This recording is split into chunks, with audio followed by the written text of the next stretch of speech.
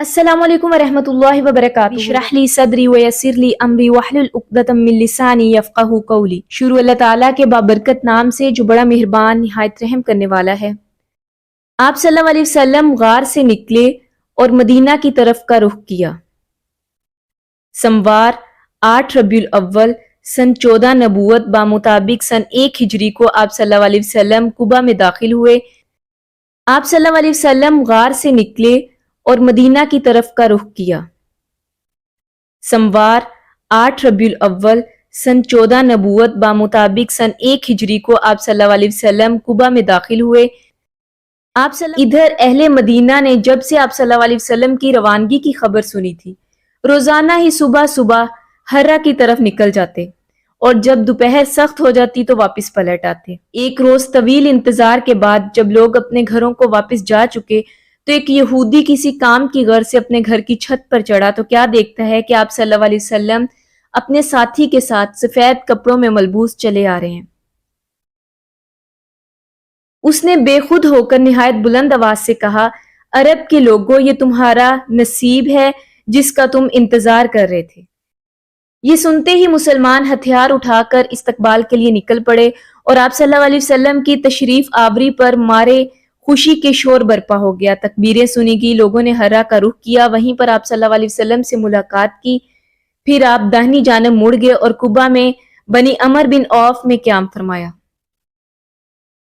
قباء میں اترنے کے بعد آپ صلی اللہ علیہ وسلم خاموش بیٹھ گئے۔ اب انصار کا جو آدمی آتا جس نے آپ صلی اللہ علیہ وسلم کو نہیں دیکھا ہوتا، وہ حضرت ابوبکر صدیق رضی اللہ تعالیٰ عنہ کو رسول سمجھ کر ان کو سلام کرتا، کیونکہ ان کے بالوں میں بھی سفیدی آ چکی تھی۔ جب آپ صلی اللہ علیہ وسلم پر دھوپ آ گئی اور حضرت ابوبکر صدیق رضی اللہ تعالیٰ عنہ نے چادر تان کر آپ پر سایہ کیا، تب لوگوں نے پہچانا کہ یہ رسول اللہ صلی اللہ علیہ وسلم ہے۔ قباء میں آپ صلی اللہ علیہ وسلم نے کلثوم بن حدم رضی اللہ تعالیٰ عنہ کے مکان پر قیام کیا۔ وہاں آپ 4 دن ٹھہر کر مسجد قباء کی بنیاد رکھی، اس میں نماز پڑھی۔ 5ویں دن جو جمعے کا دن تھا، آپ سوار ہوئے اپنی سواری پر۔ آپ کے پیچھے حضرت ابوبکر صدیق رضی اللہ تعالیٰ عنہ تھے۔ آپ نے اپنے ننیال بنو نجار کے پاس پیغام بھجوایا۔ یہ لوگ تلواریں لے کر حاضر ہوئے۔ آپ نے ان کے ساتھ مدینہ کی جانب کوچ کیا۔ جمعے کے بعد مدینہ کا رخ کیا۔ اس وقت لوگ استقبال کے لیے امڑ پڑے تھے، گھر اور گلی کوچے حمد و ثنا سے گونج رہے تھے۔ آپ صلی اللہ علیہ وسلم انصار کے جس محلے سے بھی گزرتے وہ آپ کی اونٹنی کی نکیل پکڑ لیتے اور عرض کرتے کہ تعداد اور سامان اور ہتھیار اور حفاظت فرش راہ ہے، تشریف لائیے، مگر آپ صلی اللہ علیہ وسلم فرماتے کہ اونٹنی کی راہ چھوڑ دو، یہ اللہ تعالیٰ کی طرف سے مامور ہے۔ چنانچہ وہ اونٹنی جب اس مقام پر پہنچی جہاں آج مسجد نبوی ہے تو وہ بیٹھ گئی، لیکن آپ نیچے نہیں اترے یہاں تک کہ وہ اٹھ کر تھوڑی دور گئی، پھر مڑ کر دیکھنے کے بعد پلٹ آئی اور اپنی پہلی جگہ پر دوبارہ بیٹھ گئی۔ اس کے بعد آپ نیچے تشریف لائے۔ اب لوگوں نے آپ کو اپنے اپنے گھر لے جانے کے لیے عرضی ڈالنا شروع کر دی،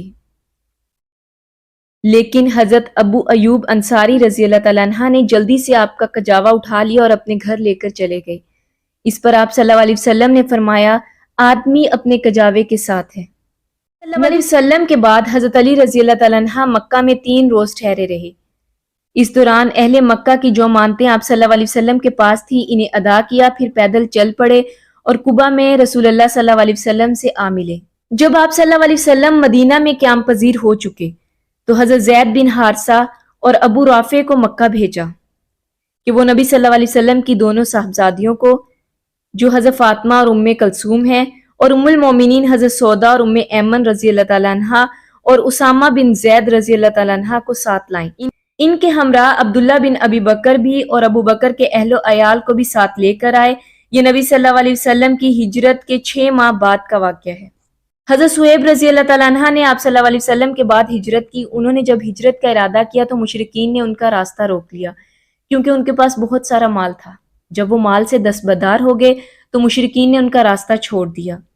جب وہ مدینہ پہنچے اور آپ صلی اللہ علیہ وسلم کو واقعہ سنایا تو آپ صلی اللہ علیہ وسلم نے فرمایا، ابو یحییٰ، یہ کامیاب تجارت ہے۔ مہاجرین جب مدینہ اترے تو انہیں اپنے دیس کی، اپنے وطن کی یاد ستانے لگی۔ اور مدینہ اس ٹائم اللہ تعالیٰ کی سب سے زیادہ وبا خیز سرزمین تھی۔ چنانچہ یہاں آنے کے بعد انہیں بخار اور مختلف امراض نے پکڑ لیا۔ آخر آپ صلی اللہ علیہ وسلم نے اللہ تعالیٰ سے دعا کی، اے اللہ ہمارے نزدیک مدینہ کو اسی طرح محبوب کر دے جیسے مکہ محبوب تھا، یا اس سے بھی زیادہ، اور مدینہ کی فضا صحت بخش بنا دے، اور اس کے سا اور مد غلے کے پیمانوں میں برکت دے، اور اس کا بخار منتقل کر دے۔ اللہ تعالیٰ نے آپ کی یہ دعا سن لی، مسلمان امراض سے راحت پا گئے اور انہیں مدینہ محبوب ہو گیا۔ جب نبی صلی اللہ علیہ وسلم مدینہ منورہ میں قیام پذیر ہو چکے تو دعوت اللہ کے ساتھ ساتھ وہاں کے دینی اور دنیاوی امور کو بھی منظم کرنا شروع کر دیا۔ اس سلسلے میں آپ صلی اللہ علیہ وسلم کا سب سے پہلا جو قدم تھا وہ یہ تھا کہ مسجد نبوی کی تعمیر شروع کی گئی، اور اس سلسلے کے لیے جو زمین خریدی جس پر آپ کی اونٹنی بیٹھی تھی وہ 2 یتیم بچوں کی زمین تھی، تقریباً 100 ہاتھ لمبی اور 100 ہاتھ چوڑی۔ اس میں مشرکین کی چند قبریں تھیں، چند ویرانہ تھا، کھجور کے درخت تھے۔ آپ نے قبریں اکھاڑ دی، ویرانہ ختم کرا دیا، درخت اور کھجوریں کٹوا دی اور انہیں قبلہ کی جانب لگوا دیا۔ بنیادیں تقریباً 3 ہاتھ کھدوائی، دیواریں مٹی اور کچی اینٹوں سے اٹھوائیں، دروازے کے دونوں بازو پتھر کے لگائے گئے، چھت کھجور کی شاخوں اور شتیر کھجور کے تنوں کی، فرش پر ریت اور کنکریاں بچھا دی گئیں۔ مسجد میں 3 دروازے رکھے گئے، قبلہ شمال میں بیت المقدس کی طرف تھا۔ تعمیر کے لیے آپ صلی اللہ علیہ وسلم مہاجرین اور انصار کے ساتھ خود پتھر اور اینٹیں دھوتے تھے۔ اب مسلمانوں کو 5 نمازیں باجماعت ادا کرنے کے لیے موقع مل رہا تھا، اور اس کے لیے وہ وقت کا اندازہ لگاتے تھے، مگر یہ وقت تھا کہ کوئی بہت پہلے آ جاتا تھا، کوئی بعد میں آتا تھا۔ چنانچہ آپ صلی اللہ علیہ وسلم نے مسلمانوں سے مشورہ کیا کہ کوئی ایسی علامت اختیار کی جائے جس سے سب کو وقت کا پتہ چل جائے۔ حضرت عمر رضی اللہ تعالیٰ عنہ نے کہا، کیوں نہ کسی آدمی کو بھیج دیا جائے جو صلاۃ الجامع نماز جمع کرنے والی ہے کہ پکار لگا دیا کرے۔ آپ صلی اللہ علیہ وسلم نے یہی رائے قبول کی اور اس پر عمل کیا۔ پھر حضرت عبداللہ بن زید انصاری رضی اللہ تعالیٰ عنہ نے خواب میں اذان دیکھی اور آ کر آپ صلی اللہ علیہ وسلم کو خبر دی۔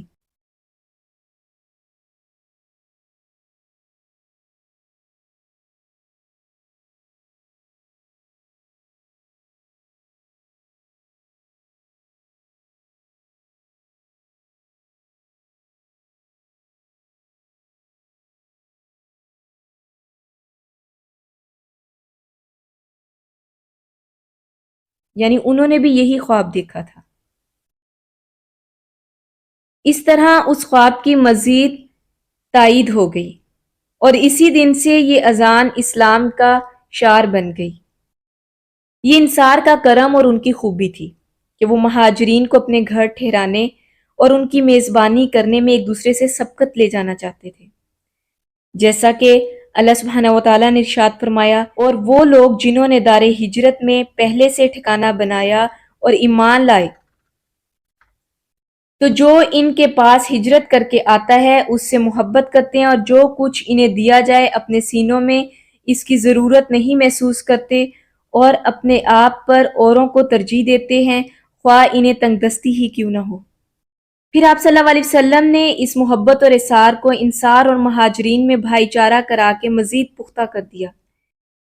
چنانچہ آپ صلی اللہ علیہ وسلم نے ہر انصاری کو ہر مہاجر کا بھائی بنا دیا۔ یہ کل 90 آدمی تھے، آدھے مہاجرین سے اور آدھے انصار سے۔ آپ نے ان کے درمیان غم گساری پر اور اس بات پر بھائی چارہ کرایا کہ قرابت داروں کی بجائے وہی موت کے بعد ایک دوسرے کے وارث ہوں گے۔ بعد میں یہ وراثت تو منسوخ کر دی گئی لیکن بھائی چارگی باقی رہی۔ یہ بھائی چارگی حضرت انس بن مالک رضی اللہ تعالیٰ عنہ کے مکان پر عمل میں آئی۔ مہاجرین سے انصار کی محبت ہی کا نتیجہ تھا کہ انہوں نے آپ صلی اللہ علیہ وسلم پر اپنے کھجوروں کے باغات پیش کیے کہ آپ ان کے اور مہاجرین کے درمیان انہیں تقسیم فرما دیں۔ آپ نے انکار فرمایا تو انہوں نے کہا، پھر آپ لوگ کام کر دیا کریں، ہم پھلوں میں آپ لوگوں کو شریک کر لیں گے۔ آپ صلی اللہ علیہ وسلم نے اسے منظور فرما لیا۔ حضرت سعد بن ربی رضی اللہ تعالیٰ عنہ بڑے مالدار انصاری تھے۔ انہوں نے اپنے مہاجر بھائی عبد الرحمن بن عوف رضی اللہ تعالیٰ عنہ سے کہا، میرا مال آدھا آدھا تقسیم کر لو، میری 2 بیویاں ہیں، دیکھو تمہیں جو زیادہ پسند ہو مجھے بتلا دو، میں اسے طلاق دے دیتا ہوں، عدت گزر جائے تو اس سے شادی کر لینا۔